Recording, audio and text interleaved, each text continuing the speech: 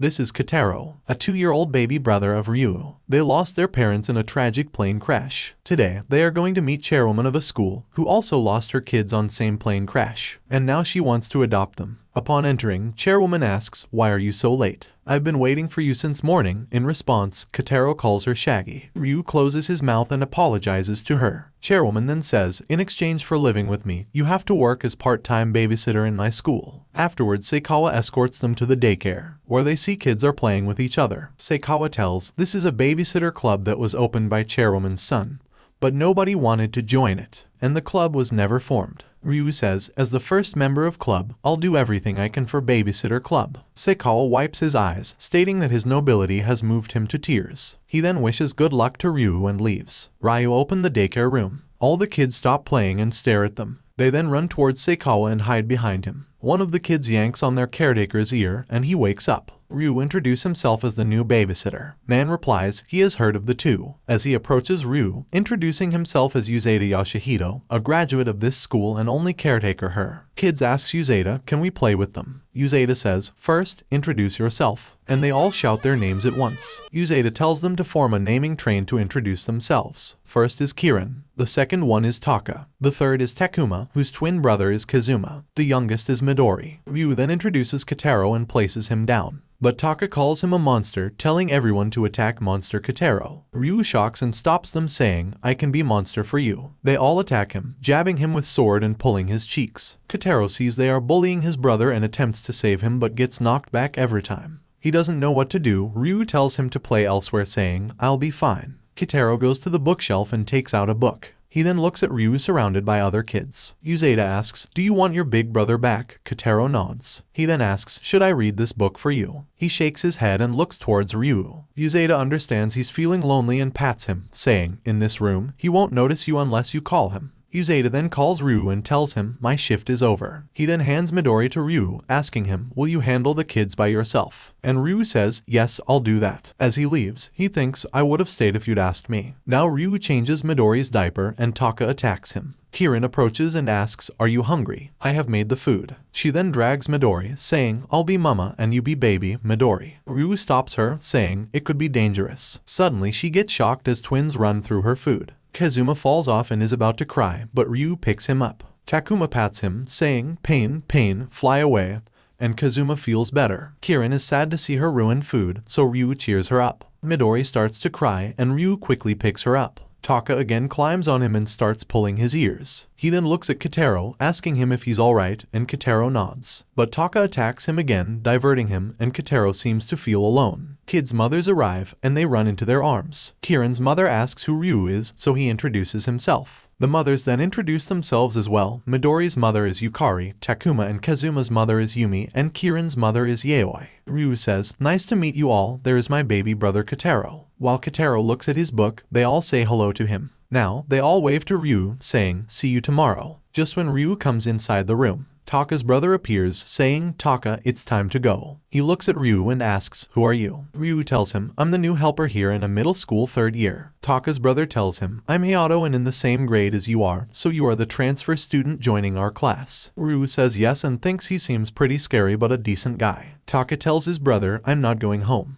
Hayato says, you are going. So Taka says, no, I'm gonna play with Ryu more. He gets hit by Hayato and starts crying. Ryu says, you didn't have to hit him. Taka hits Hayato's legs and calls him a meanie. Hayato suggests that Ryu look after his own brother as he looks lonely all by himself. Ryu says, right. Hayato then leaves with Taka. Ryu approaches and asks Kotaro, do you want me to read that book for you? But Kotaro falls onto Ryu's lap, breathing heavily. He rushes out, catching up with Hayato and begs him to show the nearest hospital. His brother has fever. Hayato agrees and quickly drops off Taka at their mother's office and runs with Ryu towards the hospital. On the way, Ryu thinks why he left his baby brother all alone. At the hospital, while Kotaro is lying on the bed, the doctor tells Ryu that the fever might be caused by stress from a change in the environment. After getting some rest, he'll be fine. Later, nurse tells he can take Kotaro home after he awakes. Ryu then steps outside and thinks of informing his parents, but tears fall on the phone when he realizes they're no more. He starts crying, thinking that his parents will never come back, and Kotaro is all he has now. Just then, chairwoman puts her hand on him and says, so you're finally crying. She recalls the day of the funeral when she saw that the only ones who were not crying were her, Ryu, and Kotaro. She tells him those they have lost will not come back, but that does not mean that they are alone in this world.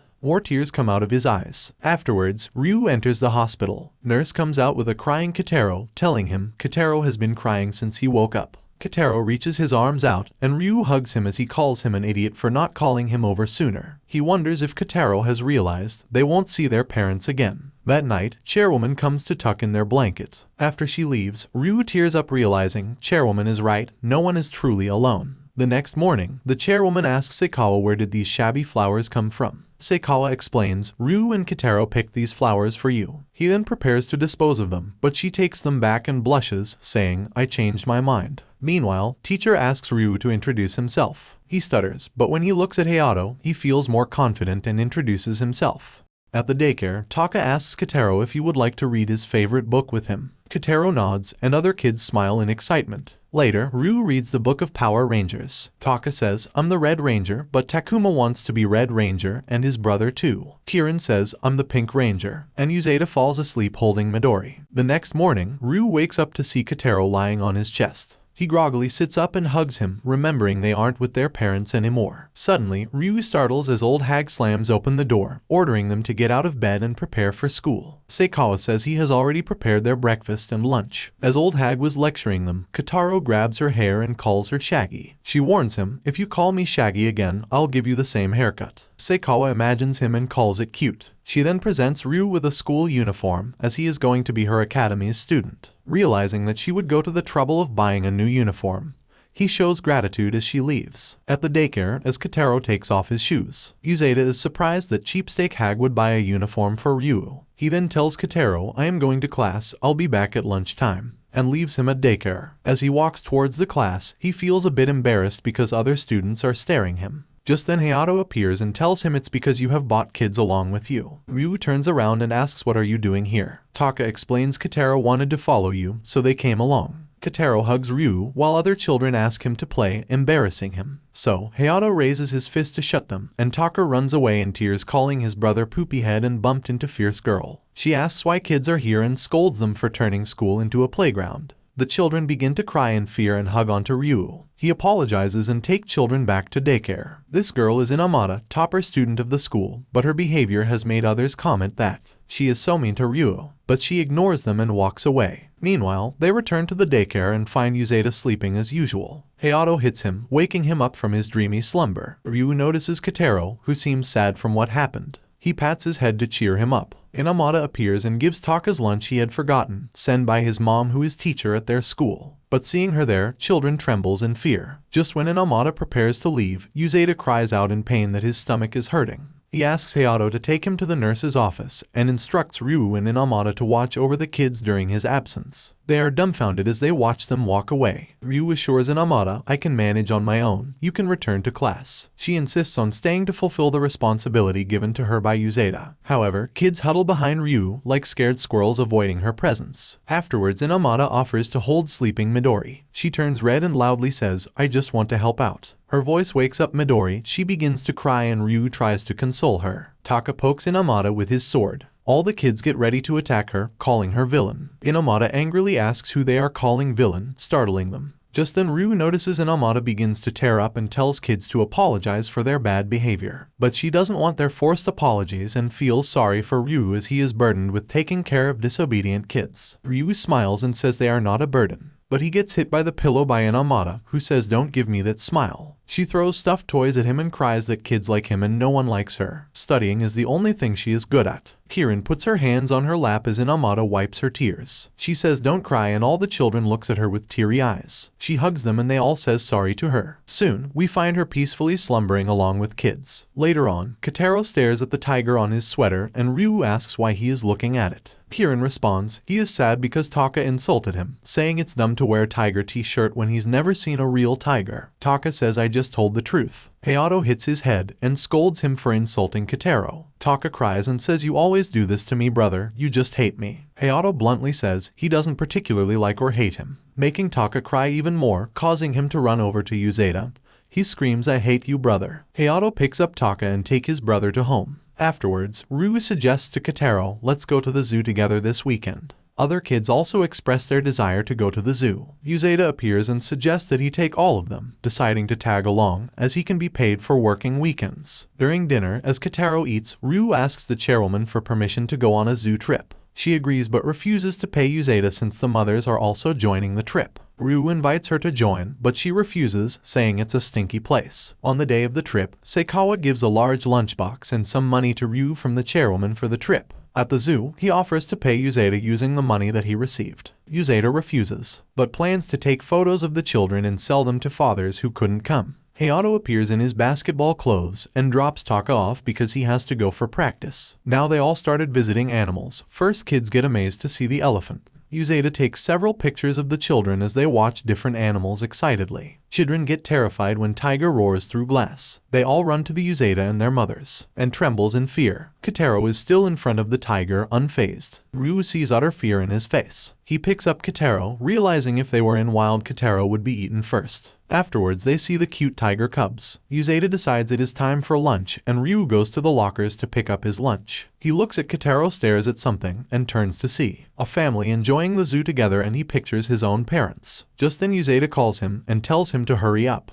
The mothers compliment Seikawa's amazing lunch boxes that are full of cute animal-shaped foods. After lunch, Uzeda takes a photo of the children with rabbits, confident that fathers will buy this cute picture. Kotaro points to a sheep and calls it Shaggy, like the chairwoman. Ryu and Kotaro get next to old lady as Uzeda clicks their picture. Afterwards, Taka shows Kotaro a hawk and brags, his name also means hawk. Ryu tells Taka the falcon called Hayabusa also contains Hayato's name. Taka denies that Hayato is his brother before taking Kotaro and walking away. Afterwards, they visits the toy shop. Kids pick up toys and beg their mothers to buy them. Kotaro wants a keychain that looks like Shaggy old woman. Ryu take him to pay for it, leaving Taka in Uzeda's care. Uzeda offers Taka to buy souvenir for his brother, but Taka blushes and says I don't want one. Just then he saw someone like his brother and runs after him when Uzeda was choosing souvenirs. The others walk up to Uzeda, but Taka is missing. As it is getting dark, Taka runs after his brother, but the man turns to look at his watch and he realizes he is not his brother. He thinks of going back and begins to run, but he trips and falls. After realizing that he is lost, he cries for his older brother. Just then, Hayato comes and picks him up. He calls him an idiot and tells him a man should not cry just because he is lost. Ryu also reaches there and is relieved to see that Taka is okay. Hayato hits Taka and tells him to apologize. Later, everyone says goodbye after the day ends. Ryu is glad to see that Hayato arrived and tells Taka was really lonely without him. Hayato tells he came because his mother had hit him for leaving Taka alone. Kotaro and Taka are asleep. Taka mumbles in sleep, I love you brother. Hayato says idiot, I don't hate you either. Ryu teases Hayato, even if you seem cold, I know you love your brother so much. The next day, while Kotaro is reading a book, all the other kids are playing. Uzeda looks at the calendar and realizes it's Valentine's Day. He calls the kids closer and holds out his hands, but the kids appear blank. Kotaro puts his hand on Uzeda's. He says, not this, I want Valentine's gift sent by your mom is. The children all exclaim that they have nothing as Uzeda sighs. Meanwhile, Valentine's gossip is taking place among girls in class. They ask Yuki, a shy girl, if she likes someone, but she becomes flustered and nervously laughs. A boy asks Q if anyone gave him Valentine's chocolate. When Ryu denies it, Yuki smiles in relief because she has a crush on him. Just then a girl offers chocolate to Hayato, but he declines, saying, I don't like it. Boys cried out, you freak, if you don't want, give us. Main attraction is Yagi, a brilliant student, showered with chocolates by girls. This enraged Inamata as gift-giving is banned on school premises. Girls argue, what's your problem? You're just being a stick in the mud. Yagi intervenes and says he'll accept these generous offerings after class. He then asks Inamata, you were helping babysitters yesterday, right? I'm actually interested in joining the babysitter club.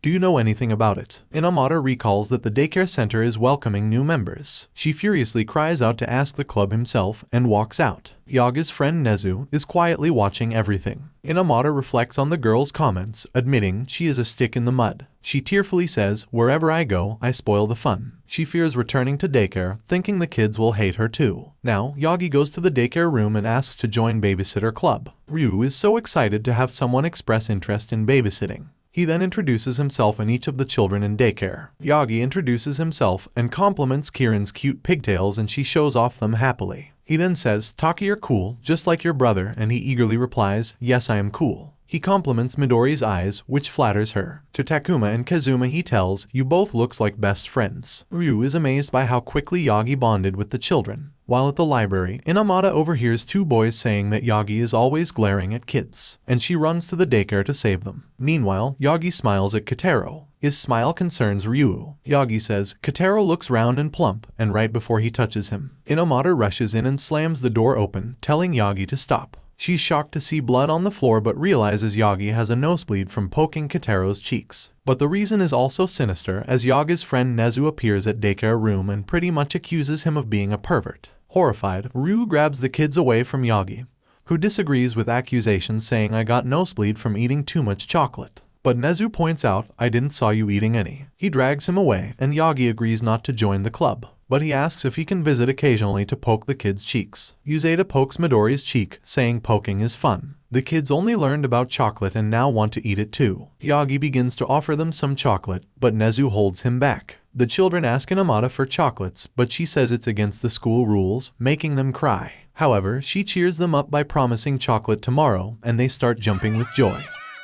Ryu and Inamata walk home together as the day ends. He tells her to wait as he runs into a store. After a few minutes, he returns and Kotaro hands her a small box of chocolate. Ryu says it's alright to give chocolates off campus. Inamata replies she's just a stick in the mud, and Ryu says he likes that about her. He then says goodbye and walks away and Inamata turns red. Yuki secretly stalking them, wondering if they're in relationship. Meanwhile, Yagi is buying chocolates for kids and tells Nezu, I can imagine Kotaro's cheeks stuffed with chocolate as he nosebleeds. At night, Seikawa offers chocolates that he made himself to Ryu and Kotaro. Kotaro tries to reach to take one, so Seikawa helps him. After taking the chocolate, Kotaro asks his brother to open his mouth, and Ryu eats it and thanks Kotaro, who then smiles. Meanwhile, Inamata is trying to choose best chocolates for daycare kids. Next morning, during PE class, the boys shiver in the cold. Ryu asks Hayato how he stays still. Hayato admits he's cold, and a boy comments, are you a cryborg? Just then Yuzeda appears with children in cart. They eagerly ask him to let them out of cart. The children immediately run towards Ryu, and he's soothed by their warmth. Ryu asks Yuzeda about the cart, and he says he uses it to prevent the children from wandering off during walk. They are just like animals. The kids say, you idiot, Yuzeda, we are not animals. In response, Yuzeda scares them by saying, what if you brats get kidnapped by a weird man, locked up in a dark room? No one will hear your screams, and then you'll get gobbled up whole. Ryu tells Yuzeda not to scare them, they are really frightened.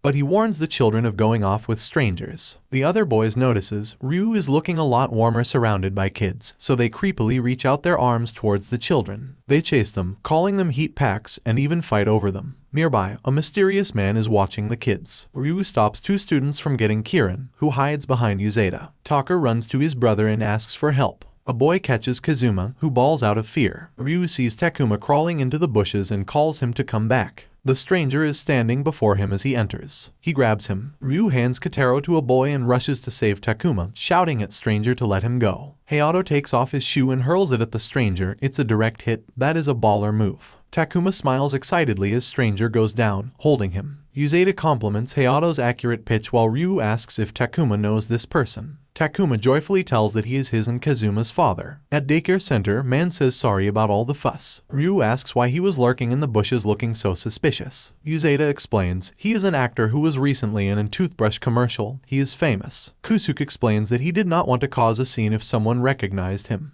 But Ryu and Hayato don't recognize him as actor. He cowers, realizing he overestimated his fame. He says I'm so embarrassed, and as he cries he tells this is the first day off he's had in 6 months.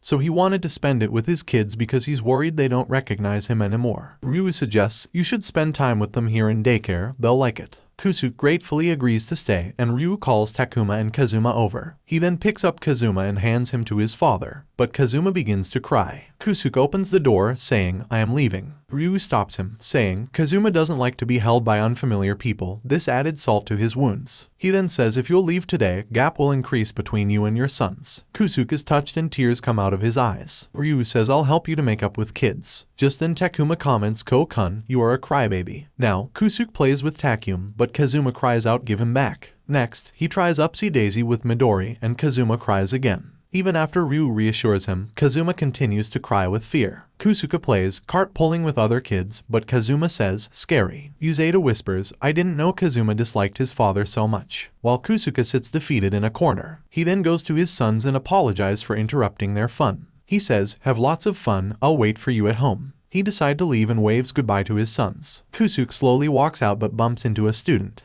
The girl immediately recognizes him, and her screech attracts other girls who swarm around the actor and they ask him for autographs and pictures. Just then, Kusuke hears Papa and he sees Takuma and Kazuma held aloft by Ryu and Hayato. They want him to come back. Awa, actor dad, is so happy about this he cries. He tries to move through the crowd as he asks if they just addressed him as their father. A teacher appears blowing a whistle and shows a picture of the chairwoman. She warns if they don't go back to class, they'll be held back a year. The girls quickly run out of the area. Teacher is his wife and apologizes as she explains Uzeda told her what had happened. She says she's been showing the twins his movies to make up for his absence. In the last one, he played a kidnapper, which is why Kazuma is terrified of him. She adds that he was very cool in the villain role. Just then Takuma and Kazuma ask if he will play with them. Kusuke hugs them as he tears up. Both the kids look so happy with their father, while Kotaro silently looks at their happy family. The next morning starts with the beautiful cherry blossoms blooming. It's Ryu's first day of high school after he graduated.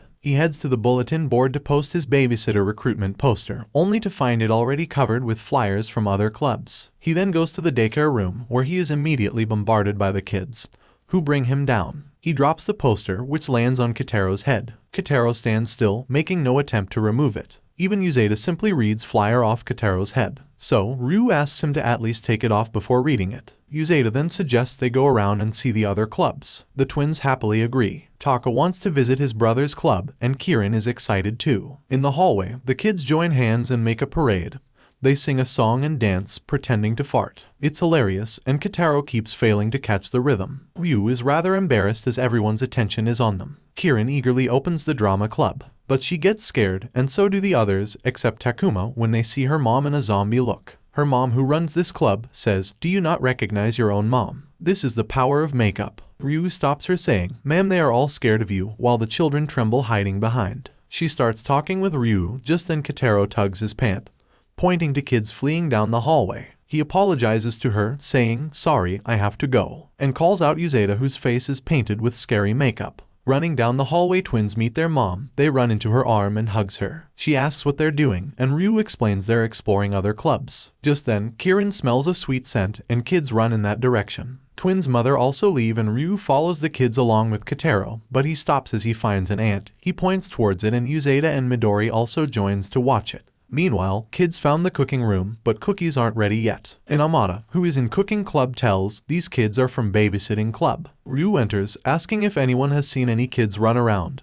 and kids get happy after reuniting with Ryu. And Amada scolds him, not watching kids carefully and letting them run around. But soon she realizes that she has scared everyone and blushes as she apologizes for raising her voice. One of girl replies, "You showed that you really care about kids." Ryu apologizes for causing problem and says, "Kids, let's go." Taka refuses to go as he wants sweets first. So, Ryu has to take him away forcefully along with others. To calm down a crying Taka, he says, "Let's visit the sports club. Your brother plays baseball there." They go outside to see the sports club, and a student comments on how Ryu is basically stuck with babysitting. Taka eagerly watches the club during practice and glimmers with excitement when his brother looks at him. But Hayato quickly looks away, upsetting Taka, who yells at him for being so mean. Hayato comes over and hits Taka, and he cries even louder. He tells Ryu that their team sucks, and a member yells, "I heard you," as he returns. Ryu feels that his peers are having a kind of fun that's being denied to him. Kotaro finds more ants, but when he tries to get his brother's attention, he notices his sad face. Even Uzeda notices too. Kids call Ryu, asking, "Where are we going next?" Ryu tells, "I have to find a place to put poster of babysitter club." He asks little brother to come along, but Kotaro shakes his head. He plays it cool but is hurt as he goes by himself. After Ryu leaves, Kotaro starts running away from his group.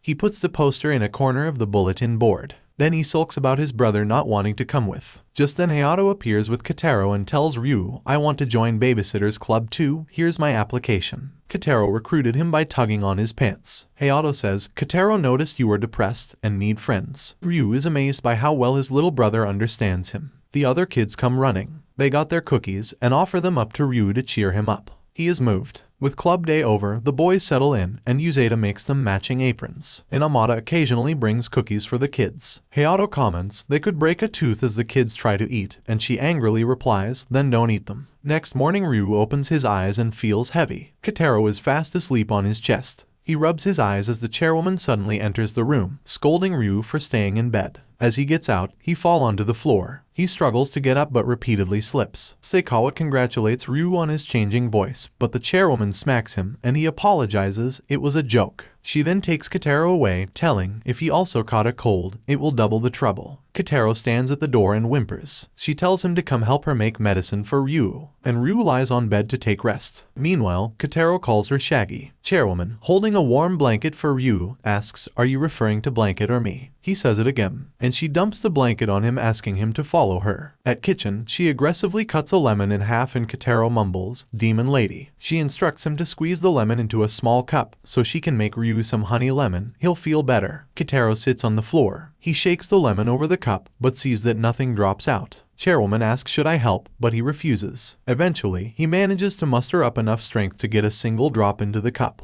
He smiles and shows it to her. She instructs him to squeeze more and Kotaro continues to juice it. She finds a lemon juicer in the drawer but lets Kotaro continue juicing the lemon himself. He finishes his squeezing, but when he stands up, he knocks over the juice. Chairwoman hands him the other half of the lemon, suggesting to try again. As she cleans up spilled juice, she notes Kotaro is quite determined. Later, she brings the rice gruel and asks Seikawa how Ryu is doing. He tells his fever is bit better and old woman says let him rest. As he closes the door, Ryu begins to dream about his family. His parents are going on another trip. This time they took away Kotaro with them. Ryu begs not to take Kotaro, fearing he won't come back. He tears up in his sleep. But Kotaro is alive, and he wipes his big brother's tears, waking him, and also stinging his eyes. Chairwoman appears and tells his hands have lemon on them. She hands him a cup with a hot beverage, telling him that Kotaro made it. As he drinks it, he thanks God for not taking his baby brother away from him. Kotaro smiles as Ryu pats his head and thanks him. The chairwoman lifts Kotaro and tells him he must leave, confusing him. Poor boy thought his brother would be fine after the medicine, but she insists Ryu still needs rest. Ryu expresses concern that Kotaro might catch his cold, leaving him dismayed.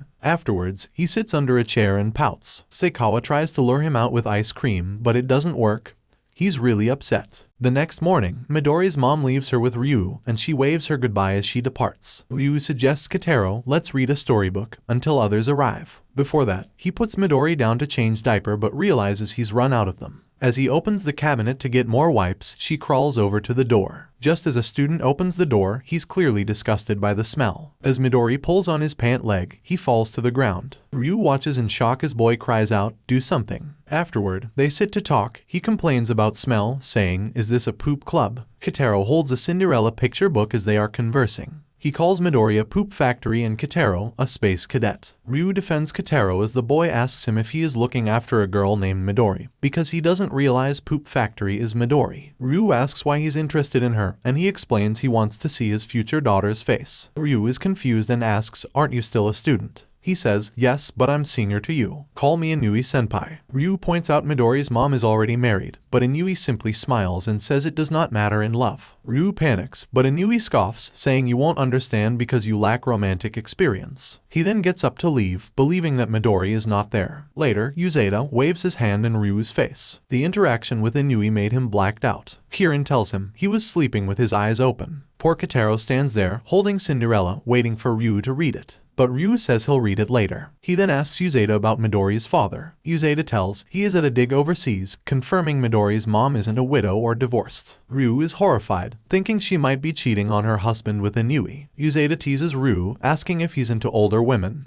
but he firmly denies. In classroom, he tells Hayato about it. Hayato bluntly responds that it's their choice, so stay out of such mess. Class begins, but Ryu is lost in thoughts about Midori's mother and Inui's comment about his lack of romantic experience. He's never been in love. He remembers people saying Yuki is cute, so he stares at her. But he doesn't feel attracted to her. She blushes when she notices Ryu staring at her. In hallway, he keeps pondering until Inamada appears. He asks her views on cheating. She says cheaters deserve severe punishment. He then asks if she's ever had a crush, making Inamada upset, as she sees herself as a dull person who hasn't experienced love yet. Ryu returns to the daycare center to see the children sticking snot all over Inui, while Kotaro is still with his Cinderella book. Ryu calls the children over and with tissue to help them blow their noses. He holds Midori and says it's not nice to pick on weak. Inui approaches Ryu and says, I found out the poop factory is Midori. Why didn't you tell me earlier? And she bites his finger. Kids also call him weak. Ryu then argues it's not right to take someone with a husband and child. And Yui replies that her husband is no more as she told him he's far away means dead, so I want to support her. Midori's mom suddenly appears to pick up her. Yui, who is totally red, walks up to her and hold her hands. Children starts calling him boiled octopus. He stutters and starts to say something, but Midori begins to cry loudly. She takes Midori and pats her and assures her daddy is coming home soon,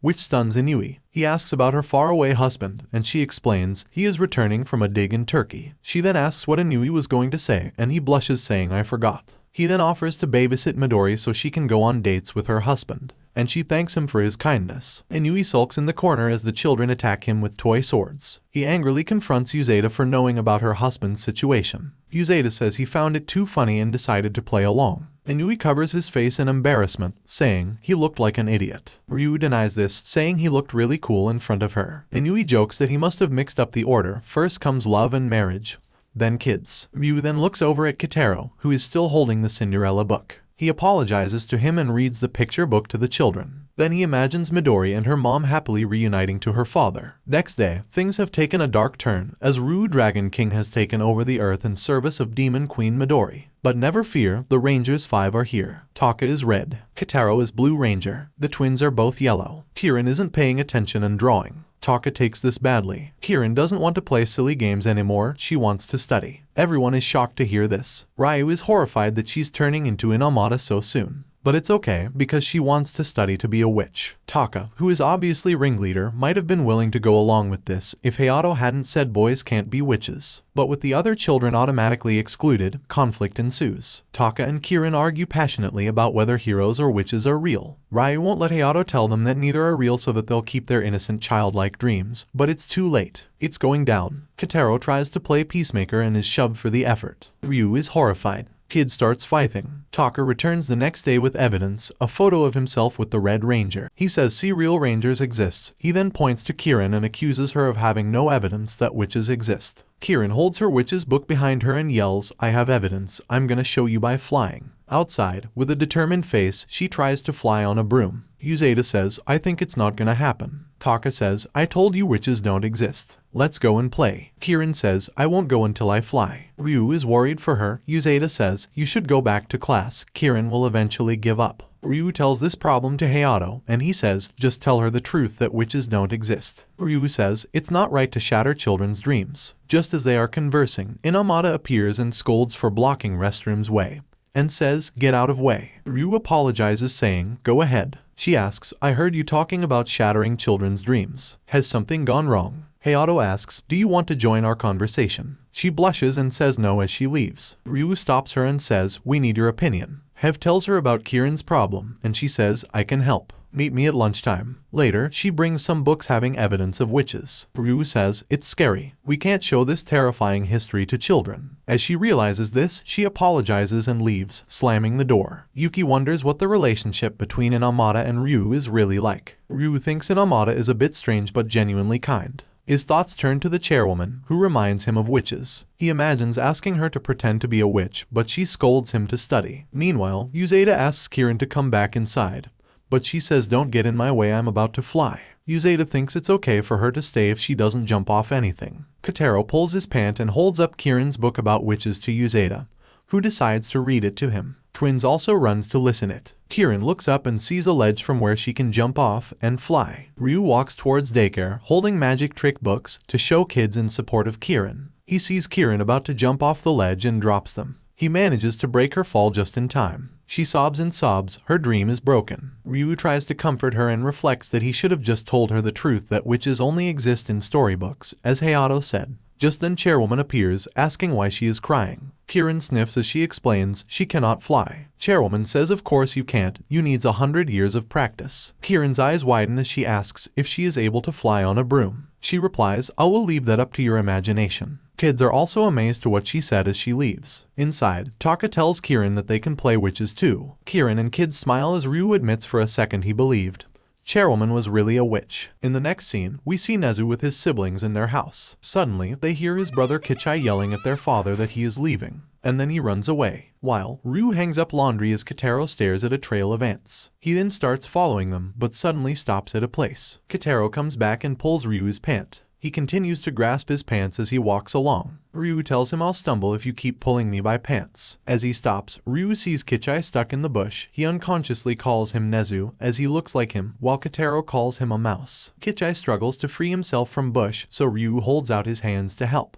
But little brat slaps him away saying, "I don't need your help." This act shakes Kotaro's very worldview. Ryu pats him and says, "I'm not hurt." Kichai is stuck in a bush. Ryu asks him if he is Nezu's brother and he nods. He tells Kichai, "Your brother and I are in same school." He asks if something happened at home, but Kichai remains silent. Ryu goes back to doing laundry, telling him if he wants to talk, he can just call him over. He instructs Kotaro to wait with Kichai. Ryu decides to call Nezu but realizes he doesn't have his number. Kotaro is watching Kichai, but he suddenly starts to panic and tell him to run away. As we see hands approaching him, they're Yaga's. He reaches out to Kotaro and squishes his cheeks. Ryu and Inamata appear from the bushes as Yagi suffers nosebleed. Inamata angrily warns Yagi, "If you won't stop touching Kotaro, I'll call the police." He teases her, "If you want a smoosh too, wait for your turn," further enraging her. Kotaro hides as Yagi cleans his nose. Ryu says, "I called Yagi because I only had his number," but surprised to see Inamata here. Yagi tells Nezu has work, so he came instead, and Inamata bumped into him along the way, so he invited her along. It turns out that Nezu's family is quite poor and has 8 kids. Nezu's brother enthusiastically praises Nezu, from working hard to make money for family to excelling in school, and they all are amazed to know that. Yagi then starts tousling his hairs and says, "You're so cute," while he yells, "Leave me." Inamata loses patience and starts scolding Kichai, "You are such a spoiled brat.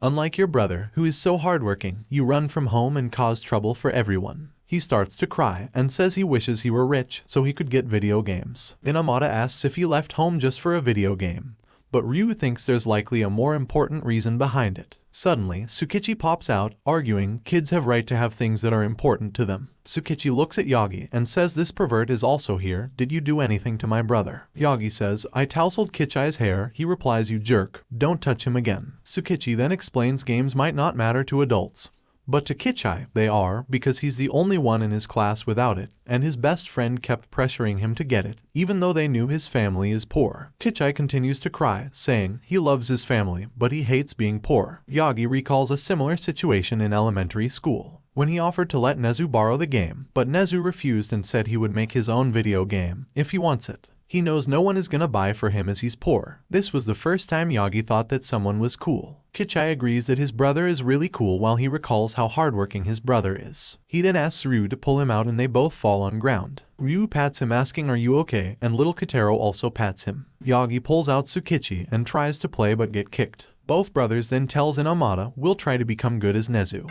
Just then, the bell rings. It's Nezu, here to apologize for his brother's behavior. Hands Ryu and Inamata a box of sweets. Ryu accepts the gift and Inamata is confused why he's giving it to her. Kichai apologizes to his big brother for troubling him, who forgives them as they learn something. Nezu gives Kichai the game he wanted, and Tsukichi asks if you made it, making Nezu glare at Yagi. He then tells he didn't make it, but he offered to take over some shifts for a colleague, who sold the game to him cheap. He then says, "I don't know what this idiot Yagi told you," and kicks his leg, whispering, "Half of what I said earlier was bluff." He then tells Kichai to share game with Tsukichi and pats him saying, "Go have fun with your friends." Ryu thanks Inamata for her help today, making her blush.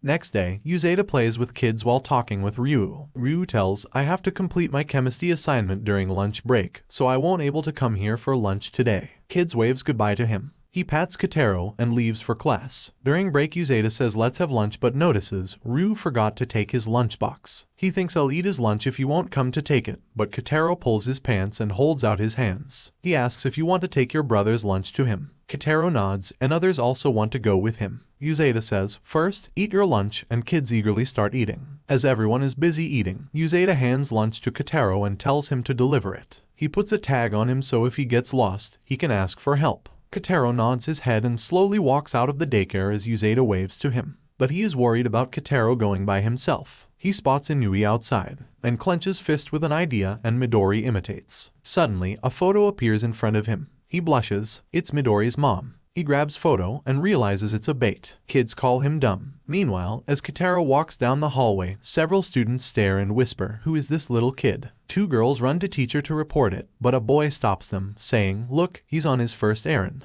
Just then, Kotaro stops as he notices so many stairs. Students offer to assist him, but he declines, saying, "I'll go myself." Students admire his determination and wish him good luck before leaving. Inui, who is watching Kotaro, is upset that students didn't help, and wonders how he ended up looking after a kid on an errand, because Uzeda promised him to give picture in return. He then watches Kotaro take his first steps with his tiny legs. Meanwhile, Ryu realizes that he forgot his lunch and tells Hayato. When Hayato asks what's wrong, Yuki offers her lunch to Ryu, explaining that she's on a diet. He says dieting isn't good for health. Well, he can't sense love, but his classmates can. So, the boys step in and offer him some of their lunches, squashing the budding romantic moment. Hayato sarcastically says, "It's nice to have caring classmates." At daycare, all the kids sleeps peacefully. Uzeda wants to tell Ryu that Kotaro is coming but thinks Ryu's phone's off because he's studious. He then lies down to sleep. Meanwhile, Inui is watching Kotaro, who slowly finishes climbing half of stairs. As he turns a corner, a kid kicks him in the face, making the lunchbox go flying. Just when all seem lost and it's about to spill, Inui, wearing a paper bag, catches it. He puts it back and hands it to Kotaro. He is about to leave when Kotaro stops him, saying, "Thank you, Mask Man." And he blushes. Kotaro then continues his errand. Inui decides to stay and walks with him up the stairs. He guides other students aside as Kotaro is coming up the stairs. Ryu finishes his assignment. Finally, Kotaro arrives, lunchbox clutched tightly to his chest. Ryu is surprised to see him and walks towards him, asking if he bought this lunch to him all by himself. And Kotaro nods. A boy says Ryu can't eat more after all the food they gave him. Hayato shoves bread into his mouth before Kotaro hears. Ryu lies, "Thank you, Kotaro, I was really feeling hungry." He holds him and says, "Let's eat together." Boys are so moved by this sacrifice. Yuki's friend says, "Your real rival is little brother," and Yuki blushes. Ryu opens the lunchbox and sees contents are messed up.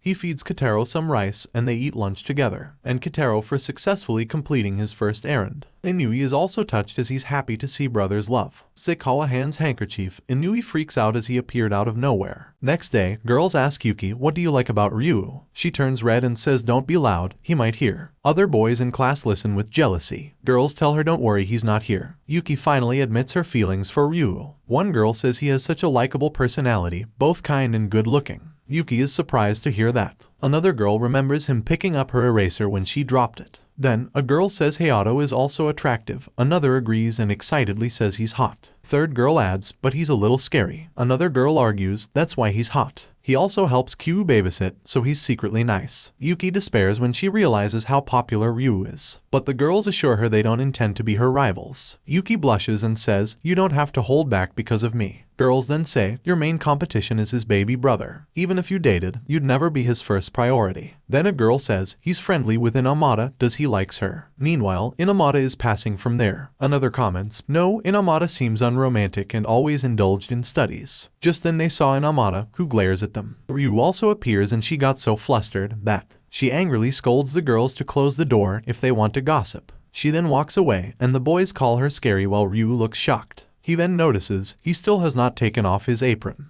Hayato calls him absent-minded and points out, "Your butt is covered with stickers." Hayato is surprised. Ryu did not notice when kids stick them onto him. Ryu turns red and asks why he did not tell him earlier. Girls says he's cute and boys are baffled by girls' ranking system. Meanwhile, kids are putting stickers on sleeping Uzeda. Back to Inamata, she regrets for yelling at girls and accepts she's unromantic as they said.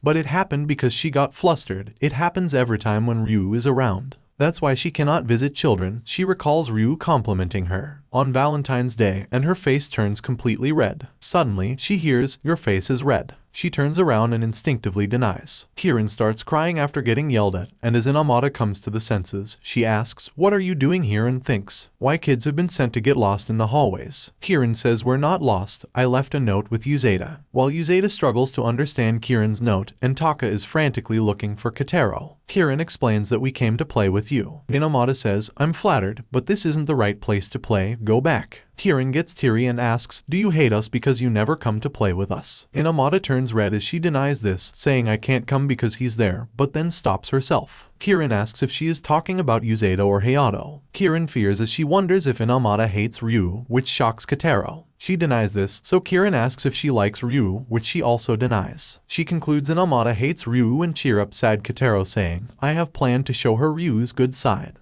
She holds his hand and runs, asking Inamada to follow them. Inamada squats awkwardly beside kids near Ryu's classroom. Kirin tells Kotaro to show off Ryu's best points. Kotaro nods. He opens classroom door, grabbing everyone's attention. He then approaches Q and holds out his arms. Ryu picks him up, and girls are touched by this. He asks him why he's here. Meanwhile, Kirin shows Inamada that Ryu is very caring. Inamada agrees that he's kind but comments he's overindulgent. Kirin says, I get it, you like strict men, just leave it to me. She runs in and tells Ryu, hit me or I'll be bad girl. But Hayato immediately hits her. She cries in Ryu's arms, shocked that Hayato hit her. Ryu comforts her and tells Hayato to listen to her before hitting.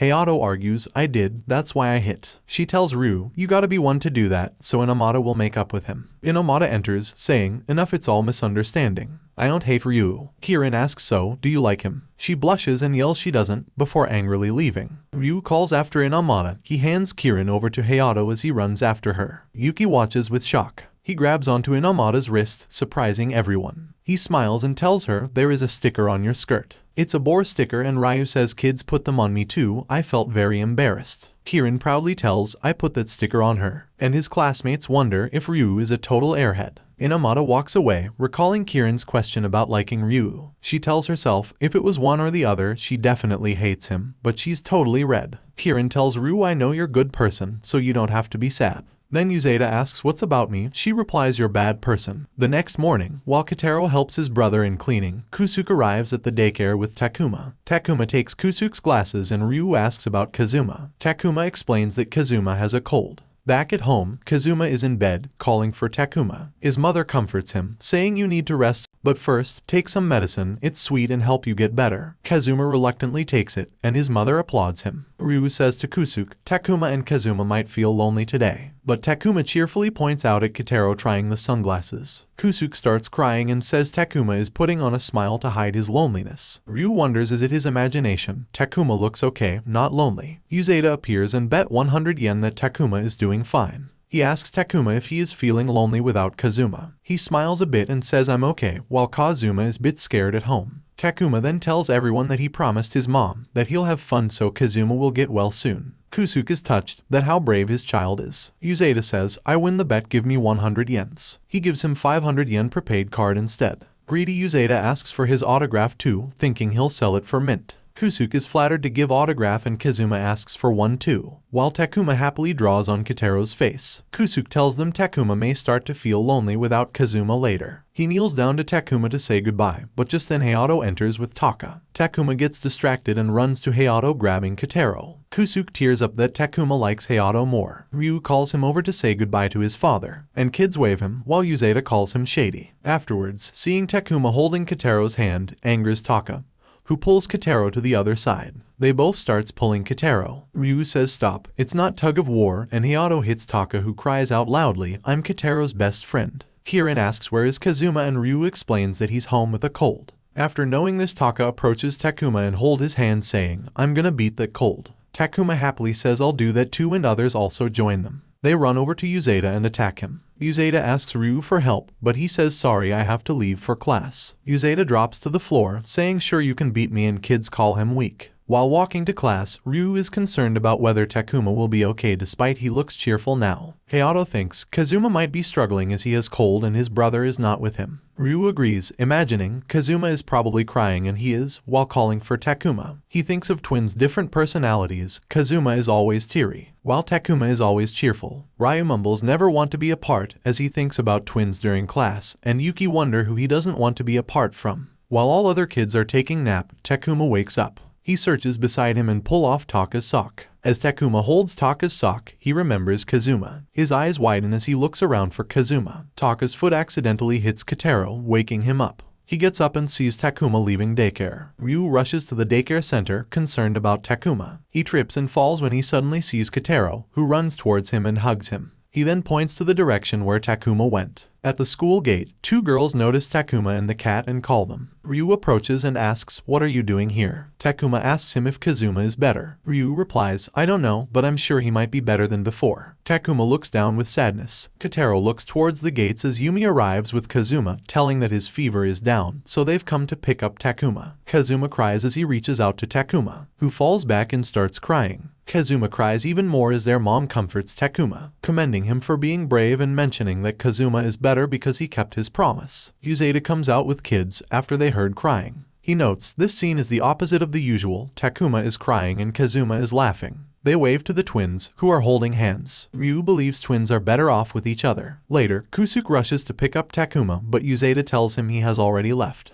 The next day, Ryu finds a letter in his locker. Yuzukawa appears, asking is it a love letter, and starts causing a scene. Yuki's friend watches from afar and asks Yuki if she put it there, but she denies it. Hayato takes the letter to check it out, but Ryu blushes and takes it back, saying, "I'll check it myself." As he is about to read the letter, Inamata steps in and tells them not to block the way. He hides the letter behind him and apologizes. Yuzukawa wipes the letter. With dramatic flair, he starts reading it aloud for all to hear. It's a heartfelt confession from a girl who loves Ryu more than a cat loves chasing a laser pointer. Yuki and Inamata are surprised by this. The letter mentions the girl will be waiting behind the school building. Ryu turns red, unsure how to respond to his first love letter. He takes the letter and says he needs time to think. As he leaves, Hayato points out he's still wearing indoor shoes, which he forgot to change during all this commotion. At daycare, kids notice Ryu's red face and says he's all red. Uzeda asks him if he has a cold, but Ryu lies that, "I just ran all the way here." His baby brother brings a blanket for him and puts on his lap. He pats him and says, "Don't worry, I don't have cold." All day, Ryu can't stop thinking about the confession and drops the baby powder while changing Midori's diaper. He holds the picture book upside down and Kirin has to remind him. And Hayato also reminds him he once again forgot to change his shoes. During dinner, Seikawa, holding a bowl of red rice, congratulates Ryu. Seeing the huge container of rice, Chairwoman asks if there's a reason to celebrate. Seikawa explains that Ryu received his first love letter, causing him to panic and quickly deny it, which confuses the chairwoman. He changed the subject by complimenting delicious-looking red rice, while Kotaro looks so confused. Later, while Kotaro is selecting a storybook, Ryu is still thinking about love letter. Kotaro holds out a book, but then notices Ryu looks flushed and distant. Suddenly, Ryu turns to Kotaro and asks if he's selected a book. He hides the book and shakes his head. He approaches him and stretches his arm, wanting to go to bed without a story. Ryu tucks him into bed and he slowly closes his eyes. The next morning, Ryu is on his way to school, still thinking about the confession. Kotaro looks at his brother and then an orange tree. He lets go of a distracted Ryu's hand and runs away. At the same time, Inamata is on her way to school, convincing herself that she left early just to study, while denying any plans to spy on Ryu. Yuki is in a similar situation, as she left early to find out what Ryu will say to the girl who confessed to him.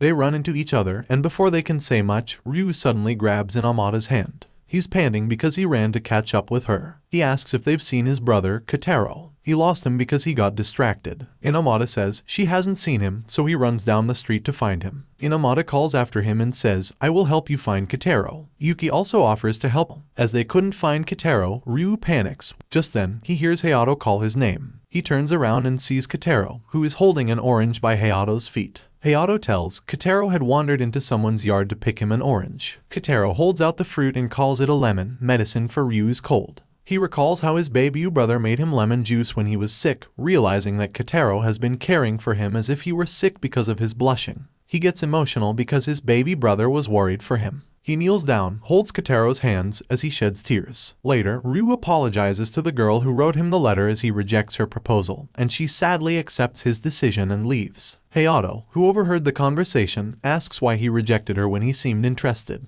He says that Kotaro is his top priority right now. At daycare, Uzeda corrects Kotaro, it's orange, but Kotaro says, no, it's lemon. Yuki and Inamata, who are hiding behind the bushes to spy on Ryu, feel relieved that he didn't accept the proposal. Yuki then asks Inamata if they can be friends and calls her Maria-chan. Inamata blushes and says, don't call me by my first name, it's embarrassing. In next scene, Seikawa answers a ringing phone, but it's just heavy breathing on the other end. Hayato hits Taka, telling him to stop stalling and share his name. Taka is upset it's not Ryu on the phone and begs Hayato to ask for Ryu and Kotaro. He takes the phone and asks for Ryu. Ryu answers the phone as he holds Kotaro. Taka desperately calls out to his brother. Hayato ignores him and asks Ryu if they have free time, to which he confirms. Ryu then checks with Kotaro if he wants to talk on the phone. Taka excitedly takes the phone, his nervousness evident as he eagerly awaits his turn. He invites Kotaro loudly to join him at the summer festival. They hear a bump on the other end as Kotaro accidentally hits his head on the phone. Ryu requests permission from the chairwoman to attend the festival, and she grants it with a warning about not being swindled by vendors. Seikawa presents them with yutakas for the festival. At the festival, Taka, dressed in a yutaka, energetically waves his toy sword while waiting for Ryu and Kotaro.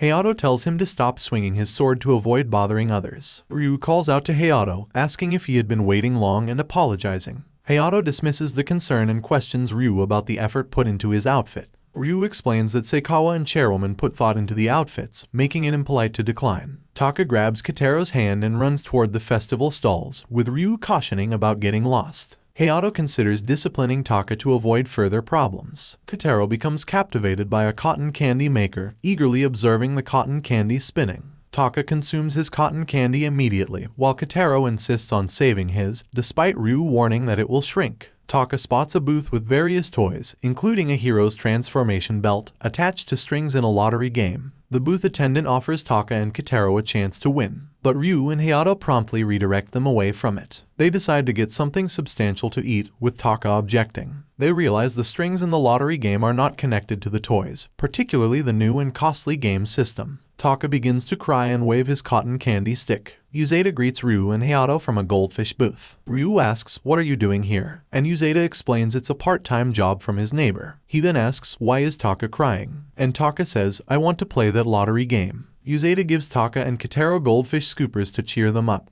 but asks for money, although he can give them a discount, making Hayato comment on his hard-selling approach. Taka insists on pulling strings rather than scooping goldfish, and Hayato warns him to be quiet or be left with Uzeda, which startles Taka. Hayato then asks him about his sword. He looks towards Kotaro and then at Uzeda, who says, "Don't look at me, I didn't take it." Ryu also says, "I don't have it," making him realize he lost it. He starts crying loudly, attracting the attention of people, so he gets whacked by his brother. Ryu comforts Taka as they attempt to find the lost sword. Hayato suggests that he and Kotaro enjoy the festival while he assists Taka in finding the sword. Ryu expresses his genuine willingness to help Taka as friends, but Hayato remains silent, prompting Ryu to question whether Hayato sees him the same way. Hayato implies that if Taka weren't his brother, he wouldn't spend time with him. Taka cries again, leading Ryu to defend his brother. As they were searching for the sword, Ryu sighs as they check the last stand. Taka continues to cry for his lost sword, and the cotton candy maker directs them to the Lost and Found booth, where you can retrieve items lost during the festival. At the Lost and Found booth, they find Yagi surrounded by many girls. He's in charge of managing this booth. Ryu informs Yagi about Taka's lost sword, and Yagi looks at Taka's tearful face, which causes his nose to bleed.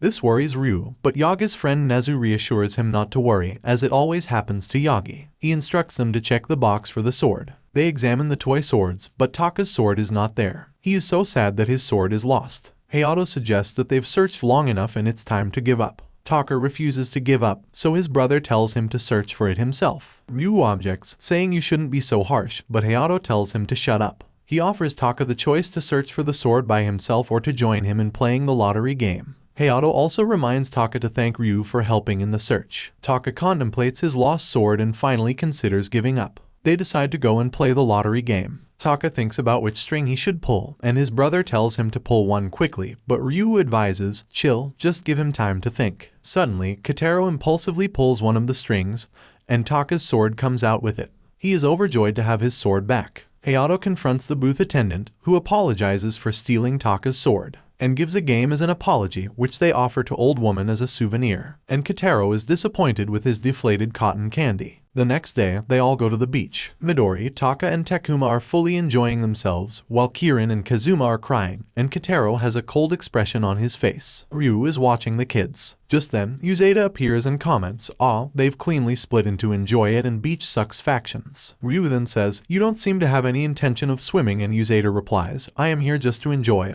some swimsuit hottas and nap." He then asks about Hayato, and Ryu points in the direction of the water. Kirin's mom appears from behind, startling Ryu. Other moms also arrive and says, "You can also go and enjoy swimming. We'll look after the kids today." Shizuki tells, "I asked Inamata to come, hoping to give her a breather. She hasn't arrived yet." Just then, Inamata appears and apologizes for being late. They all appear surprised as she is wearing her school swimsuit. Uzeda calls her naughty girl for wearing school swimsuit, and Shizuka whacks him. Yukari tells her girls must look pretty and Yaoi agrees too. So Shizuka says let's buy a beach suit for you. Yukari says it's a thanks for making delicious sweets for the children. Inamata tries to deny it but couldn't. Uzeda comments, you can't say no in such a situation, as they see the moms quickly hurrying Inamata to the swimsuit shop. Later, while the kids enjoy eating corn, Uzeda asks Ryu, why don't you go and swim? He replies, Kotaro isn't used to the ocean yet. I think I'll stay here with him. Uzeda says, what's so scary about it? He puts Kazuma in the water to check, who immediately starts crying. Ryu carries a scared Kotaro into the water, thinking that the children are afraid of being swept away. He stays in the shallows to keep Kotaro safe and tries to show him that the ocean isn't scary. Children look at them with shock.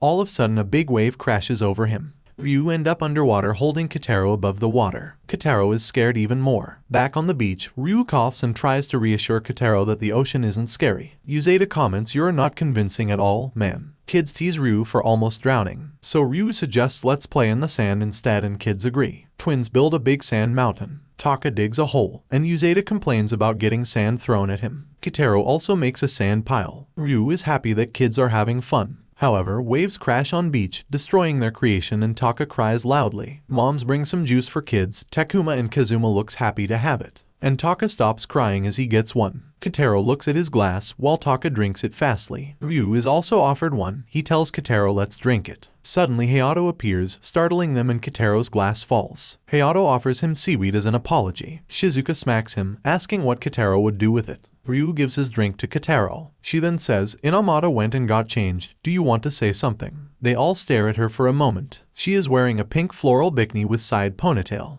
Hayato simply says it's a swimsuit, causing Shizuka to sigh. Ryu says it's cute, especially the patterns, which confuses everyone, so he clarifies, floral pattern matches to Kirin's inner tube. Other moms says they might be embarrassed to compliment a girl at this age as Shizuka says, my son is heartless. Yaoi says Inamata seems happy as she smiles, matching with Kirin. Just then Ryu sees Kotaro on gravel and tells him that's not a place to sit. He takes him away from there, and as he walks away, beach water touches his feet. Kotaro tries to be not scared of water. Ryu thinks Kotaro is rather cute when he is trying to be strong. He tells him let's go and collect seashell. As he takes Kotaro, moms warn him that it's hot, be careful, and Ryu soon realizes it's really hot, while Kotaro finds a shell. Later, when Kotaro is asleep with other kids, moms tell Ryu to go and play in water, this is best chance. Hayato says, come on let's get going. They enter the water, and Ryu is relieved at cool feeling. Hayato asks you can swim right, and Ryu asks, what do you mean by that? He replies, I thought maybe you couldn't swim because you seem to be avoiding the ocean. Ryu says, I'm not avoiding it, I just didn't want to leave Kotaro alone. I remember this isn't Kotaro's first time at the ocean. He may not recall it, but as a baby, we brought him to the beach. That time Mom-Dad took him into the water, he wasn't scared at all. I wonder if he's scared now because I'm not enough to reassure him. Hayato smacks him, making him go underwater. Ryu comes up and asks if Hayato hits Taka that hard.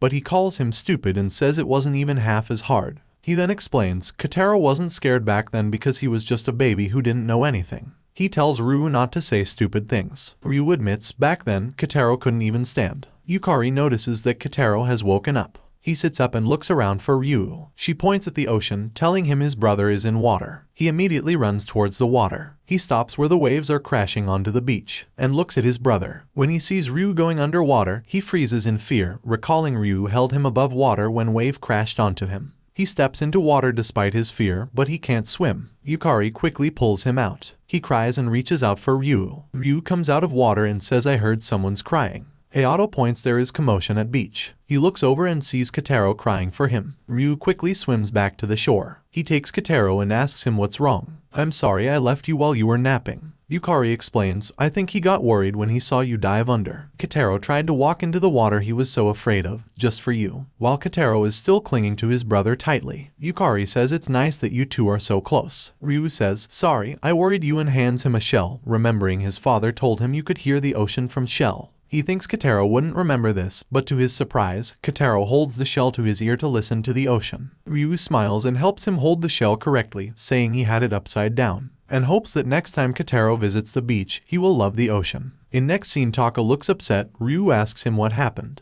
He rushes into his arms and tries to explain, but he's sniffling, and Ryu can't understand him. Shizuka tells Ryu what happened, showing him a ball covered in scribbles. Kotaro says poop. She explains, Taka drew poop on autographed baseball that Hayato treasures. Ryu gasps, thinking Hayato got very angry and hit Taka hard. Shizuki says it wasn't like that and recalls. Hayato stared at his ruined baseball while Taka teased him for not spending time with him. Expecting a hit, Taka covered his head. But Hayato walked past without a word and asked his mother for food, completely ignoring Taka. Afterwards, he continues ignoring Taka and left for school without taking Taka with him. Taka started crying, and Shizuka asked what was wrong. Ryu comments Hayato must be really mad, and Taka wails it's Hayato's fault so I'll not apologize. Shizuka tells Ryu to go and talk to Hayato, or else he'll keep ignoring Taka. He asks who is going to look after kids since Shizuka has supplementary classes to get going to, and Uzeda is not here. Just then, the chairwoman opens door and says, I will look after the children. She demands that the two immediately get moving, as she can't have the sound of crying child.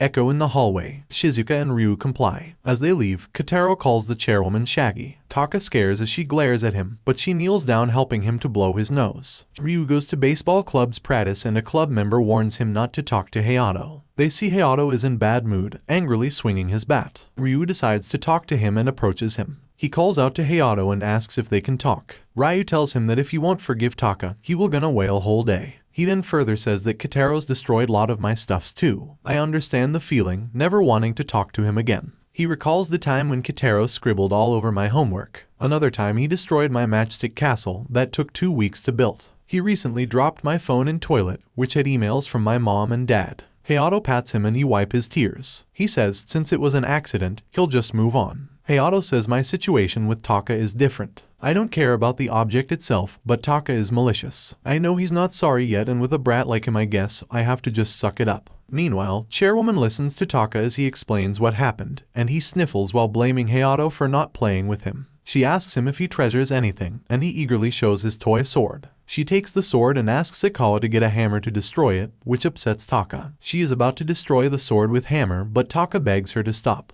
But she didn't destroy it and says that's what you did with your brother and gives back his sword, asking if he truly did nothing wrong. Taka reflects on his actions. When Ryu returns, Chairwoman tells Sakawa that they should get going. After school, Ryu asks Taka if he would like to go to apologize to Hayato, and to his surprise, he quietly nods. They arrive at baseball club's practice area, where Taka hides behind Ryu. Hayato stares him and turns to walk away. Taka sprints after him, calling for him to wait, but he slips and falls. Hayato calls him idiot and says if you don't hurry up I'll leave you. He immediately runs toward his brother, he cries out loudly, and says sorry. Hayato whacks him and then pats his head. He apologizes for not spending time with him. Ryu feels happy on seeing the brothers uniting again, while Kotaro holds his finger tightly. Morinami Academy is having a cultural festival today. The daycare room decided to set up a refreshment stand, with babies taking part. Ryu's flyer warns guests that the kids are prone to spilling juice, which Uzeda thinks is bad for business. Kotaro attempts to carry the juice but slips on some juice on floor and starts to tumble. Taka bumps into Kazuma, who bumps into Takuma, and everyone spills the juice. They all are lying on the floor wearing their cute vegetable costumes. Uzeda made the costumes. He also made a giant corn cob for Ryu. As Ryu wears his costume, Uzeda tells that kids' fathers are also coming today. Kirin excitedly says, my papa's coming too. Suddenly Kirin's mom appears, freaking out Ryu. He falls on ground and says I'm unable to move. Taka says I'll move you, but fails as he starts rolling. Kotaro lies down and get rolled with Ryu, and Uzeda clicks their picture. Hayato appears and says why ain't corn blocking the door and realizes it's Ryu. Afterwards Kirin's mom tells she can't attend daycare program because of some urgent work. Kirin tears up so she assures Kirin her father will be here for her. Yaoi then asks a favor from Ryu and others regarding her husband. Meanwhile, a man, likely Yaoi's husband, offers flowers to 2 girls and asks for directions to the daycare. And Yui is upset because Midori's mom isn't there, but a bearded man approaches him and asks to be taken to daycare. Twins actor dad is hiding in the bushes, trying to avoid his fangirls, while finding his way to the daycare. Kirin's father opens the door and calls out to his daughter. He immediately starts taking pictures of Kirin, calling her incredibly cute in her carrot costume. And as Kirin smiles she looks more cuter. Yaoi asks her husband, you came so early my dear, and he tells I was so excited for this. He gives her bouquet and tries to kiss her in front of kids, but she stops him from doing so. His attention then shifts to babysitters. It turns out that Kirin's mom asked for a rather unusual favor. She needs boys to pretend to be girls because her husband is paranoid and thinks everyone is trying to marry their daughter. Uzeda is attempting an unconvincing high-pitched girl voice to sell the idea, but when Kirin's dad was about to shake hand, he sees through it right away.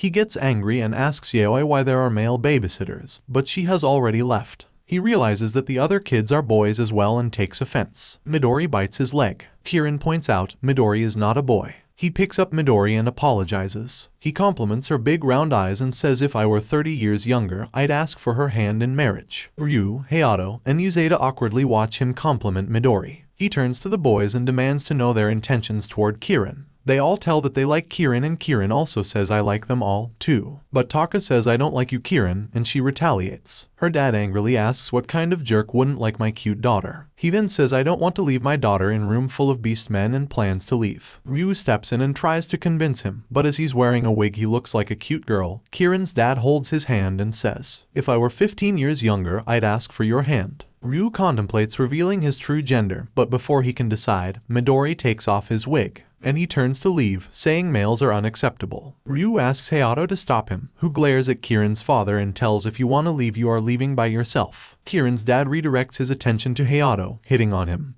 But it turns out, Hayato is also a boy. Kirin tears up asking him to stay and watch her successfully carry the juice, and he can't say no to his cute daughter. Just then Midori's dad appears and takes his daughter from Kirin's dad. They both introduce themselves to each other. Inui goes up to Ryu and questions so, I've lost Yukari to this wild-looking bearded man. While he's not looking, Uzeda puts Ryu's wig back on, and he mistakenly thinks he's talking to a girl. Parents arrive at the daycare center. Yukari asks Inui if he's come to see the kids' refreshment stand.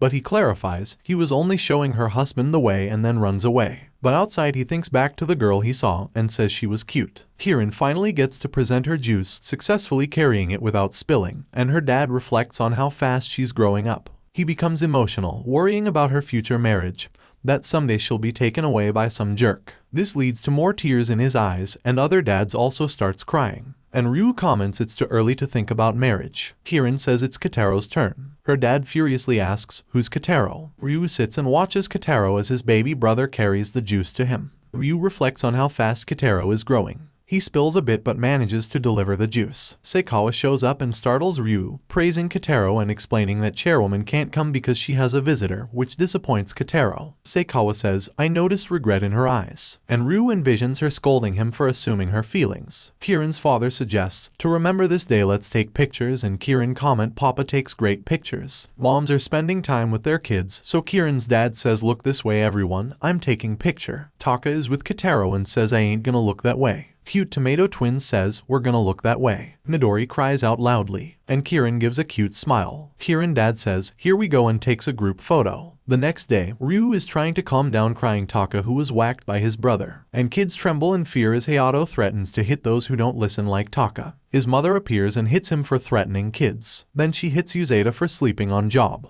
Hayato asks her why are you here and she tells that I'm here to invite the kids to watch chicks hatching from eggs in the science lab. Uzeda remembers that she's science teacher. The children's eyes sparkle as they listen to Shizuki talk about the eggs. They rush towards the door to see the chicks. She says let me finish talking, they'll hatch tomorrow. The kids aren't only ones excited, Ryu wants the chicks to imprint on him and follow him around. Hayato asks why, as the children already follow him. Ryu agrees, while kids excitedly request to see the eggs. So they all go to CERN's lab. Children watch at the eggs curiously. They then turn to Ryu and calls him liar as Kirin thinks that it's a refrigerator where eggs are kept. Ryu tries to explain that it's incubator but kids don't want to listen. Ryu asks for Shizuki's help but she leaves for a class. So Hayato raises the fist and order them to listen. They all get scared and goes closer to Ryu, who explains that incubator keeps eggs warm, and they'll see the chicks hatch tomorrow if they wait patiently. Uzeda comments, staring at eggs can be boring, but Kataro could do it all day. Ryu notices his tiny forehead pressed against the incubator glass. He picks up Kataro and says let's come tomorrow, while Uzeda finds kids dismantling a model of body. Next day in early morning, Kataro is dragging Ryu to the science lab. He points to the science room, asking to see the chicks. Just then, Ryu hears Shizuka saying that students with a passion are always welcome to learn. They're just in time, chicks are about to hatch. Ryu and Kataro eagerly watch the chicks hatching. Shizuka smiles when she sees that even Ryu is excited to see the chicks. She calls the two cute, unlike her own sons, who are currently asleep. After an hour, Shizuka is asleep, Ryu is nodding off, but Kataro remains pressed against incubator. He sees that a chick has stuck its wing out. Ryu wakes up to see Kataro is so concentrated on the chicks that his forehead is emitting steam. He holds in his laughter as he watches Kataro struggle along with the chick. Chicks are finally out of their shells and Kotaro tells his brother. But as he looks back at Chick, it falls down and Shizuka explains it's resting after working hard to break out. Kotaro hugs his brother. This is a deeply emotional experience for him, and Ryu reflects on his own feelings when his baby brother was born. He holds Kotaro and says let's go tell everyone. Later, chicks have imprinted on Kotaro and are now following him around. Kids are surprised to see chicks following him. Taka gets jealous saying it's not fair. Kotaro gets them all. He tries to grab one and chicks scatter. The kids chase them around. Ryu asks Uzeda to help him catch the chicks, but one heads toward the window where a cat is lurking. They all gasp as the cat targets the chick. Cat pounces, and to everyone's surprise, Kotaro shields the chick. Thankfully, Hayato grabs the cat before it reaches the chick, reminding them to close the window when releasing the chicks. Ryu pats Kotaro's head, saying good boy, you tried saving chick. And Kotaro smiles as he holds the chick. Lastly, Ryu followed by Kotaro, followed by chicks. Today, Uzeda is at home sick and appears quite miserable when he calls Ryu. Taka constantly jumps asking to talk to him while Kotaro listens silently. Uzeda informs Ryu that he can't come into the daycare and has asked Seikawa to fill in for him, who suddenly appears and startles Ryu. He tells him that I will try my best to handle the kids today, you can go to your class. To take care of Midori, Seikawa brought a book called Now That You're a Mommy. Kotaro grabs his pant and expresses support with grunts. Seikawa is deeply touched by gesture. Shizuka tells Taka to behave properly with Seikawa, and Ryu tells Kotaro to be good boy with him. Other kids arrive and excitedly says it's Butler Guy. Ryu straps Midori onto Seikawa. Kids run towards him and he greets them, while Seikawa plays drum to entertain Midori. Ryu tells he's here today as Uzeda has cold. Kirin is excited to spend time with him. Twins want to play with Seikawa. Taka says who wants stupid Uzeda around and he sneezes. Ryu says I need to get to class, thanks for help. He then waves to kids before leaving, and they waves him back saying, see you later. Now, kids are standing too far away, and Seikawa considers how to create safe and welcoming atmosphere for kids. Kotaro puts his hands on him to express his support. It's a heartwarming moment. Seikawa decides best way to proceed is to bow and make an elaborate statement about needing everyone's support. Kids interpret this as if they are now in charge. Now he feels the kids are comfortable with him as they pull him, saying they'll teach him different games. Meanwhile, Uzeda is lying on his bed, where he hopes the kids aren't missing him too much, although he imagines them all crying without him. Kotaro holds book, Sad Panda. Uzeda barely gets any rest before receiving a call from Seikawa. The connection is bad, but he catches something about an emergency related to Midori before the line cuts. When he calls back, phone is out of service, leaving him worried about what might have happened. In a flashback of 10 minutes ago, Midori is crying as her diaper leaked onto Seikawa's back. He says we must change her diaper, so Kirin runs to get diapers and Taka goes to bring wipes. Seikawa thanks them, but urges them not to run. Kirin bumps into Taka and two fall over, soaking diapers into water. They begin to tear up, but Seikawa tells them not to panic and calls Uzeda for spare diapers, as it's emergency related to Midori. But Midori slaps his phone and it falls in water. Kirin starts to cry saying it's all Taka's fault. Taka cries out it ain't my fault. Midori is also crying loudly, and seeing everyone cry, Twins also starts to cry. Babysitter Club becomes Crying Club except Kotaro.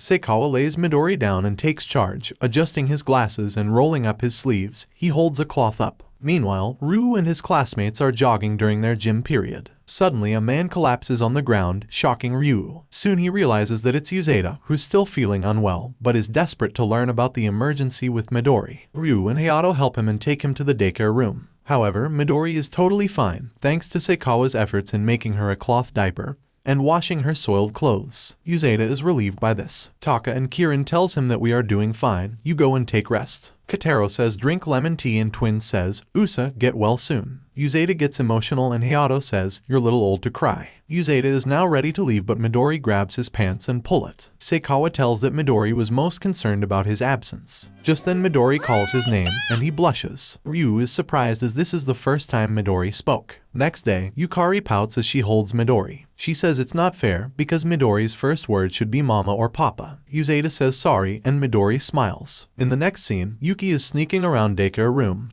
trying to get her ball. She blushes, convincing herself she's not here to peek at Ryu. Despite her efforts, she ends up peeking inside. Takuma spots her, and she quickly hides just before Ryu looks outside. Inomata appears and asks why she's behind the bushes. She says, I'm not spying on Ryu, I was here for ball. But it's gone, and Cat plays with it. Inomata says stop making excuse. She blushes and says if you are embarrassed to play with kids by yourself, I'll accompany you. But as she gets no response she starts leaving. Yuki stops her blurting out, I have a hard time with small children. just as kids open the window to see what's happening. Inamata takes charge and informs Ryu that Yuki needs assistance adjusting to small children. She then holds her hand and ushers Yuki into the daycare room, while Takuma tries to climb on window and Ryu stops him. In the way, Inamata tells her the importance of getting used to children for her future, and she blushes. In room, Yuki looks at kids, who stare back at her. Kirin asks for her name, and she introduces herself. The kids all start introducing themselves at once, overwhelming her. Ryu says kids seem comfortable with you, leaving her flustered. Kirin jumps onto her chest, saying it feels just like mommy's, making Yuki blush. Other kids ask to touch as well. Ryu and Inamata quickly restrain them. Uzeda suggests a walk to redirect the kids' energy, and they excitedly run towards the door. For walk, each teenager pairs up with a kid.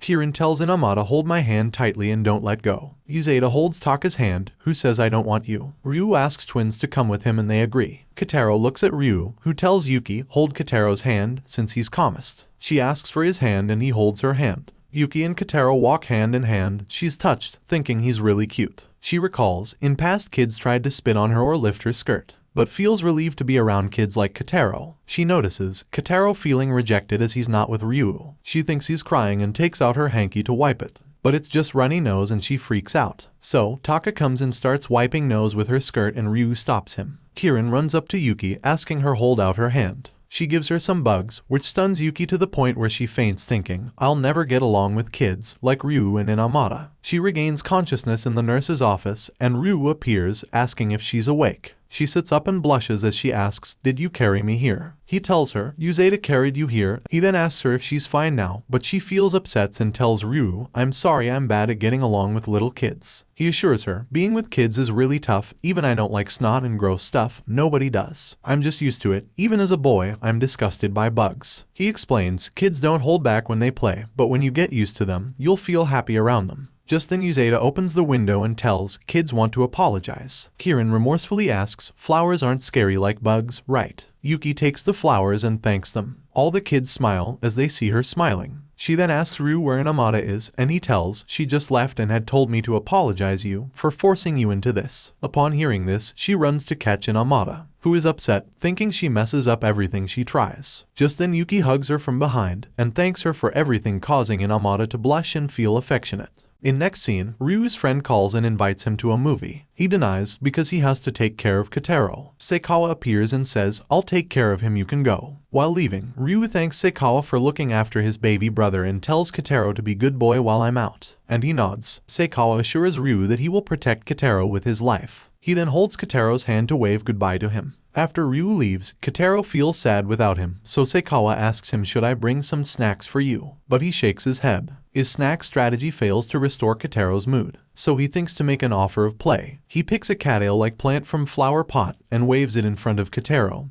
who immediately lights up. As he starts waving it continuously, Kotaro blushes with excitement. He holds up the plant and he immediately catches it. Meanwhile, Ryu meets up with his friends. Hayato also appears with a bite mark on his face. Ryu asks, were you with a girl? Hayato explains, his brother bit him, so he hit him for that. Now scary zombies approaches a girl, who cries out and starts running. Ryu watches this scary scene with his friends, who are extremely terrified, except Ryu and Hayato. At mansion, Seikawa draws Ryu on a ball and throws it. Kotaro runs to fetch the ball, but when he tries to catch it, he accidentally pushes it away, and he begins chasing it around the mansion. Kotaro turns the corner and Seikawa tells him don't go too far. He ends up in a room, which has a large open window. Wind blows curtain around as pages of a book flip around on the table. Seikawa picks up the ball and gives it to Kotaro. He tells him this is a library which belongs to Chairwoman's late son and his wife. He recalls a moment when Chairwoman's son says to him, come here Seikawa, I'll read a joke collection for you. Just once before I die, I want to see you laughing head off. He also recalls the time when Chairwoman told him, stop cleaning the library, no one is using it anymore, but later he saw her airing it out for the sake of two who will never return. He picks up the book on the table as Kotaro calls to him. He holds out a book and Seikawa takes it, asking, you want me to read it, and he nods. While Chairwoman steps out of the car and heads to the mansion, she spots her son and his wife in library and gasps, but soon realizes it's Seikawa reading a book to Kotaro. In evening, Ryu waves goodbye to his friends and runs home. At the same time, Seikawa and Kotaro are at the door, waiting for Ryu's arrival. As door opens, Kotaro gets up and runs toward his brother and hug him. Seikawa explains that Kotaro seemed impatient to see you, so we decide to wait here for you. And Kotaro is still clinging to his brother. Ryu thanks him for looking after Kotaro. From his pocket, he takes out a zombie keychain as a souvenir for Seikawa. Kotaro calls it zombie. Ryu thinks Seikawa might not like it, but he happily accepts it. He tells Ryu, because of the two of them he had a wonderful day. Just then Chairwoman appears and instructs Seikawa to start preparing dinner, and as he leaves, she tells Ryu to assist him. Later, Ryu asks Seikawa what games he played with Kotaro. He waves Katail and tells we played standard games like this, while Kotaro shows his ball to Ryu. Now December begins and city completely shifted to Christmas mode. Kotaro is obsessed with Santa Claus everywhere. He keeps stopping in the street every time he sees a Santa. A man dressed as Santa nervously looks back at Kotaro's stare. He even mistakes Santa for a man walking his dog. Ryu drops from exhaustion as he arrives at the daycare. He tells Uzeda everything and Uzeda says that's why you ended up getting late here. Kotaro stares at gambling flyer. Uzeda says, you're too young for that. Ryu points out, I think he's staring at Santa on it. Taka approaches and tells, I met a super cool Santa at toy section. Just then Uzeda teases him Santa only comes to good boys, you're a bad boy. Taka tears up and says I'm a good boy. Uzeda says, but you never eat your broccoli. He replies, but I don't like broccoli, and Uzeda says, that's why Santa will not come to you. So, he says, I'll eat broccoli. But before they can respond, Hayato hits Uzeda, accusing him of making his brother cry on purpose. Taka then asks to his brother, will Santa come to our house? Hayato was about to tell truth, real Santa won't exist. But Ryu stops him saying don't shatter his dream. Kotaro approaches Taka and pulls his sweater as he turns around and he pats him, calling him good boy. Taka asks will Santa come and Kotaro nods. On December 18th, Kirin appears and says I told Santa my wish, but it's secret. Her dad admires her cuteness and asks Ryu if he's noticed, warning him not to fall for her. Next day, Uzeda yawns while kids are playing. Just then he spots an Amada and Yuki. December 20th, twins tells we asked Santa, keep us together forever. Kusuke cries for Ryu's help with a Christmas gift for his twins. On December 21st, Yukari is holding cute Midori and tells I made a Santa outfit for Midori's dad. Ryu imagines him in Santa costume saying he'll look perfect. And Midori smiles. Later, while changing into gym outfits, Ryu contemplates dressing as Santa. Seeing his big belly, Yuzukawa asks what Ryu is trying to do. Ryu gets flustered and tells he's trying to look like Santa. Yuzukawa thought he was pretending to be pregnant. Yuki peeks to see Ryu. Kawada says, don't peek while boys are changing. Boys asks you wanna play Santa for your brother. Aother interrupts and says, isn't becoming Santa is your dad's job? His friend hits him saying, you idiot, he doesn't have parents. And he apologizes. Ryu tells them he wants to be Santa for Kotaro. He's really excited about Santa. One boy wails, how good of a big brother can you be? Another gets emotional. They suggest Ryu buy a Santa suit online, but his smartphone isn't working. They recommend asking Chairwoman for a new one, but Ryu wants to buy her a gift for taking them in. Hayato overhears and decides to skip gym and visits to Chairwoman's office. On Christmas Eve, both excitedly look at beautiful Christmas tree. Seikawa presents an extravagant feast for them. Kotaro gets ready to eat. Ryu says it's too much for two of us. Seikawa tells Chairwoman is at work so she can't be here. This makes Kotaro sad. Seikawa has some work too, so he can't be here as well, making Kotaro sadder. He wishes them Merry Christmas and leaves. Kotaro grabs onto Ryu's sleeve because they're all alone. Ryu comforts him, telling him that his brother is still here, they can enjoy the food, and tells Santa will be here soon. Upon hearing this, Kotaro gets excited. He then recalls the Santa dress his friends managed for him. He tells Kotaro I need to go bathroom. But as he walks, his baby brother starts following him. He turns around and surprised to see Kotaro behind him. He takes the Santa costume and reaches outside the bathroom to wear it. But as he sits inside, he saw Kotaro already entered with him, and it became difficult for Ryu to transform into Santa. Just then, doorbell rings and Kotaro's eyes sparkle as he says Santa is here. As the door opens, they see everyone as they're wishing them Merry Christmas. Ryu blushes while Kotaro's eyes light up. Chairwoman approaches Ryu and taps his head with present, saying that she dislikes children who fail to mature. She hands the gift to him, and he takes it. And everyone looks happy. Kids, parents, and Ryu's friends. But happiest is Kotaro. It is revealed that Hayato told Chairwoman about Ryu's broken phone. That's why he gets new phone as present from Chairwoman. Everyone counts down from 5 as they get ready to take a memorable picture together. They all wish Merry Christmas as the picture is taken. With this, our story ends with happy note. Let's aim for 1 million likes. We will make more beautiful video like this. And what is our favorite thing about this story? I always read each and every one of your comments, so comment right now and don't forget, you guys are the best.